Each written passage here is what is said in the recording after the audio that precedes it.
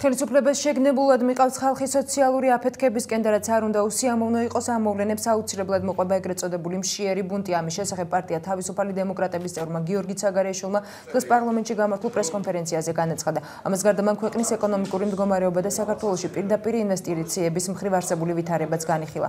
დედაქალაქის მერსა და საპარლამენტო უმრავლესობის ლიდერს კი არსებულ ვითარებასთან დაკავშირებით ხალხისთვის განმარტებების გაკეთებისკენ მოუწოდა. ზედაზღვარი მოსაკრებლისა საყოფაცხოვრო ნარჩენების გატანაზე იხსნება.